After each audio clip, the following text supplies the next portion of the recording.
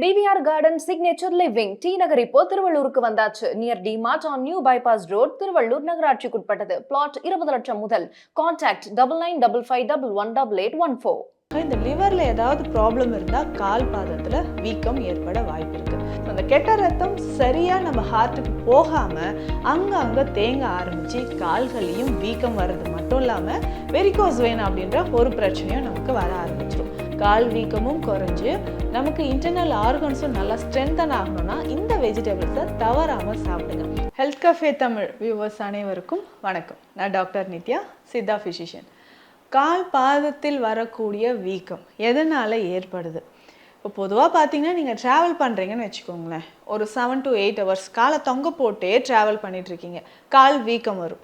நார்மலாக இது ஒரு 2 நாள்லையோ 3 நாள்லையோ நமக்கு சரியாயிடும். அப்படி இல்லைங்க, எனக்கு ரொம்ப நாளாக இந்த கால் பாத வீக்கம் இருக்குது, இதுக்கு என்ன காரணமாக இருக்கும்? நிறைய பேர் இது என்ன பண்ணுவோன்னா, கால் பாதம் வீக்கம் இருக்கா சரியாயிடும் அப்படின்னு நினச்சிட்ருப்போம். இல்லைங்க, இது நார்மலாக ஒரு வீக்கம் இருந்துச்சுன்னா 2 நாள்லையோ 3 நாள்லையோ நமக்கு சரியாயிடும். ஆனால் இது தீவிர ஒரு நோய் நிலைன்னு வச்சுக்கோங்களேன். உங்களுக்கு ஹார்ட் ரிலேட்டட் ஒரு ப்ராப்ளம் இருக்குது, இல்லை கிட்னி ரிலேட்டடாக ஒரு ப்ராப்ளம் இருக்குது, ஐயோ அடுத்தது லிவர், இதை மறந்துட்டோமே அப்படின்னு நீங்கள் சொல்லலாம். இன்னைக்கு பெரும்பாலும் நிறைய பேர் பயந்துட்டு இருக்கிற ஒரு விஷயம் அப்படின்னு பார்த்தோம்னா லிவர் தான். ஸோ லிவரை பற்றி தான் நிறைய பேர் நம்ம பேசிகிட்டு இருக்கிறோம். ஸோ அதில் முக்கியமாக இந்த லிவரில் ஏதாவது ப்ராப்ளம் இருந்தால் கால் பாதத்தில் வீக்கம் ஏற்பட வாய்ப்பு இருக்குது. ஸோ அப்போ ஹார்ட், கிட்னி, லிவர் இதை தாண்டி வேறு எந்த விஷயம் பாதிக்கப்பட்டுச்சுன்னா கால் பாத வீக்கம் வரும். அடுத்தது லங்ஸ். ரொம்ப நாளாக எனக்கு வீசிங், ஆஸ்மா இருக்குது, இந்த மாதிரி பிரச்சனை இருந்தாலும் கால் பாதத்தில் வீக்கம் வரும். ஸோ இது ஒரு சைன் அப்படின்னு சொல்லலாம், முக்கியமான ஒரு சைன். நம்ம உடலில் ஒரு இம்பார்ட்டண்ட் ஆர்கனில் ப்ராப்ளம் இருக்குது அப்படின்னா அதை உங்கள் உடல் உங்களுக்கு சொல்லக்கூடிய ஒரு சைன். நமக்கு உடலில் இந்த ப்ராப்ளம் இருக்குது, உடனடியாக அதை கவனிங்க, இம்மிடியட்டாக அதுக்கான சிகிச்சை எடுங்க அப்படின்னு நமக்கு சொல்லுது.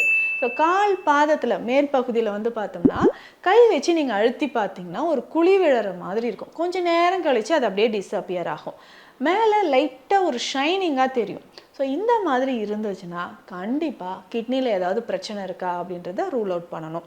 இதை தாண்டி ஹார்ட்டில் ஒரு சிலருக்கு ப்ராப்ளம் இருக்குது, ஹார்ட் பீட் நமக்கு நார்மலாக இல்லை, ஹார்ட் மசில்ஸ் வீக்காக இருக்குது, ஹார்ட்டில் பம்பிங் கெப்பாசிட்டி குறையுது அப்படின்னு சொன்னால் நமக்கு என்ன ஆகும்? கால் பாதத்தில் வீக்கம் வர ஆரம்பிக்கும். இதை தாண்டி முக்கியமாக சிறுநீரக பிரச்சனை இன்னைக்கு நிறைய பேருக்கு ரொம்ப சாதாரணமாக இந்த கிட்னி ப்ராப்ளம் இருக்குன்னே சொல்லலாம். டயபெட்டிக் கிட்னி டிசீஸ், ரொம்ப வருஷமாக எனக்கு சுகர் இருக்குங்க, கவனமாக இருந்துக்கோங்க. 6 மாதத்துக்கு ஒரு முறை கிட்னி ஃபங்க்ஷன் டெஸ்ட், அதாவது ரீனல் ஃபங்க்ஷன் டெஸ்ட்னு சொல்லுவோம், அதை நம்ம எடுத்து பார்த்துக்கிறது ரொம்ப ரொம்ப இம்பார்ட்டண்ட். யூரியா லெவல் எவ்வளோ இருக்குது, கிரியாட்டின் லெவல் எவ்வளோ இருக்குது, இஜிஎஃப்ஆர் லெவல் எவ்வளோ இருக்குன்னு கண்டிப்பாக நீங்கள் செக் பண்ணி பார்த்துக்கணும். ஸோ அந்த மாதிரி நம்ம பார்க்கும்போது கால்களுக்கு சரியாக ரத்த ஓட்டம் போகலைனாலோ கிட்னியோட ஃபங்க்ஷன் நமக்கு குறையும் பொழுதோ என்ன ஆகும் அப்படின்னா, ஸோ இந்த மாதிரியான டாக்ஸின்ஸ் எல்லாமே, வேஸ்ட் ப்ராடக்ட்ஸ் எல்லாமே நம்ம உடலில் தேங்க ஆரம்பித்து கால்களில் தேங்க ஆரம்பிச்சிடும். அதே மாதிரி வீனஸ் பிளட் அப்படின்னு சொல்லுவோம். ஸோ டீஆக்சினேட்டட் பிளட், அதாவது கெட்ட ரத்தம். ஸோ அந்த கெட்ட ரத்தம் சரியாக நம்ம ஹார்ட்டுக்கு போகாமல் அங்கே தேங்க ஆரம்பித்து கால்களையும் வீக்கம் வர்றது மட்டும் இல்லாமல் வெரிகோஸ் வெயின் அப்படின்ற ஒரு பிரச்சனையும் நமக்கு வர ஆரம்பிச்சிடும். அப்போது கால் பாதத்தில் வீக்கம் இருந்துச்சுன்னா ரொம்ப ரொம்ப கவனமாக அதற்கான சிகிச்சைகளை நம்ம எடுத்துக்கணும். ஸோ இந்த வீக்கம் நமக்கு வடியணும். ஒருவேளை நமக்கு கிட்னி ரிலேட்டட் ப்ராப்ளம்ஸோ இல்லை கார்டியாக் இஷ்யூஸோ இல்லை லிவர் ரிலேட்டட் ப்ராப்ளம் இருந்துச்சுன்னா இந்த மெடிசனை நம்ம எடுத்துக்கலாம். பொதுவாக ஜென்ரலாக கால் வீக்கம் குறையிறதுக்கு நம்ம இன்டர்னல் ஆர்கன்ஸில் இந்த ப்ராப்ளம் இருந்தாலும் இந்த மெடிசனை நம்ம எடுத்துக்கலாம். அப்படின்னா எது எடுத்துக்கலாம்? சித்த மருத்துவத்தில் நிறைய மருந்துகள் இருக்குது. இந்த கஷாய மருந்தை நம்ம எடுத்துக்கலாம். ஃபஸ்ட்டு சொல்லக்கூடிய ஒரு மருந்து தான் தமரக குடிநீர் அப்படின்னு சொல்கிறது. தமரகம் அப்படின்னாவே ஹார்ட். ஸோ ஹார்ட்டை நல்லா ஹெல்த்தியாக வச்சுக்கிறதுக்கும் ஹார்ட் மசில்ஸ் நல்லா ஸ்ட்ரென்தன் ஆகிறதுக்கும் இந்த தமரக குடிநீர் அப்படின்ற மருந்து சித்த மருத்துவத்தில் இருக்குது. ஜென்ரலாக இது லிவர் ப்ராப்ளம் இருந்தாலோ கிட்னி இஷ்யூஸ் இருந்தாலோ ஹார்ட் ப்ராப்ளம் இருந்தாலோ நம்ம உடலை ஹெல்த்தியாக வச்சுக்கிறதுக்கும் அதிகமாக இருக்கக்கூடிய இந்த நீர் வடிகிறதுக்கும், ஒரு சிலருக்கு அசைட்டிஸ் அப்படின்ற பிரச்சனை இருக்கும் இல்லைங்களா, வயிற்றுலையும் தண்ணி சேர்ந்துருக்கும், அதை குறைக்கணும்னா இந்த தமரக குடிநீரை குடிக்கலாம். இதில் மருதம்பட்டை, மாவிலங்கப்பட்டை, ஸோ இந்த மாதிரி முக்கியமான மூலிகைகள் இருக்குது. அதனோடு சேர்த்து பார்த்திங்கன்னா லவங்கப்பட்டை இதில் இருக்குது, கிராம்பு, அக்ரஹாரம். ஸோ இந்த மாதிரி உயர்ந்த மருந்துகள் இதில் இருக்கிறது முக்கியமாக நம்மளுடைய இரத்த ஓட்டத்தை இது சீராக்குது அப்படின்னு சொல்லலாம். ஸோ இரத்த ஓட்டம் நமக்கு சீராகும் பொழுது கொஞ்சம் கொஞ்சமாக நமக்கு இருக்கக்கூடிய வீக்கம், கால் பாதத்தில் இருக்கக்கூடிய வீக்கம் நமக்கு நல்லாவே குறைய ஆரம்பிச்சிடும். ஸோ இதை தாண்டி ஒரு சிலருக்கு இந்த வெரிகோஸ் வெயின் பிரச்சனை இருந்து கால் வீக்கம் இருந்ததுன்னா கவலையே வேண்டாம்.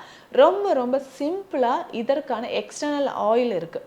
ஸோ இந்த ஆயிலில் முக்கியமானது சிட்ராமூட்டி தைலம்.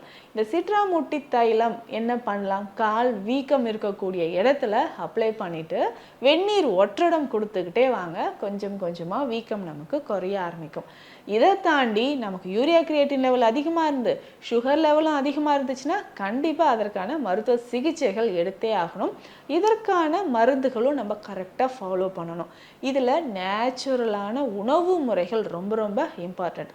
காய்கறி வகைகளில் இந்த கால் வீக்கம் இருக்குது, எனக்கு கிட்னி ப்ராப்ளம் இருக்குது, லிவர் இஷ்யூஸ் இருக்குது அப்படின்னு சொன்னிங்கன்னா கால் வீக்கமும் குறைஞ்சு நமக்கு இன்டர்னல் ஆர்கன்ஸும் நல்லா ஸ்ட்ரென்தன் ஆகணும்னா இந்த வெஜிடபிள்ஸை தவறாமல் சாப்பிடுங்க.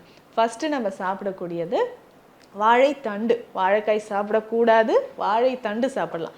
ஸோ வாழைத்தண்டு ரொம்ப ரொம்ப முக்கியமானது. அதற்கு அடுத்தது சாம்பல் பூசணி அப்படின்னு சொல்லக்கூடிய வெள்ளை பூசணி, சொரக்காய் ரொம்ப முக்கியம்.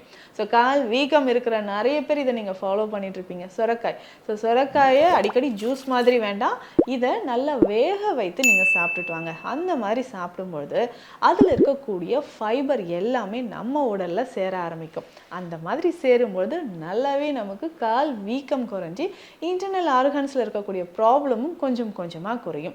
ஸோ கொஞ்சம் சீரியஸ் கண்டிஷனில் இருக்குங்க, எனக்கு ஹார்ட்டில் இந்த மாதிரி ப்ராப்ளம் இருக்குது, ஹார்ட்டில் பிளாக்கேஜ் இருக்குது, ஹார்ட் பீட்டே எனக்கு குறைவாக இருக்குது அப்படின்னு சொன்னிங்கன்னா அதற்கேற்ற மருந்துகள் எடுக்கும்பொழுது கொஞ்சம் கொஞ்சமாக கால் பாத வீக்கம் நமக்கு குறைய ஆரம்பிக்கும். ஸோ கால் பாதத்தில் வீக்கம் இருந்தால் ஏதோ ஒரு சைன் நம்ம உடலில் ஒரு பிரச்சனை இருக்குது அப்படின்றத நமக்கு சொல்லக்கூடிய ஒரு முக்கியமான அறிகுறி.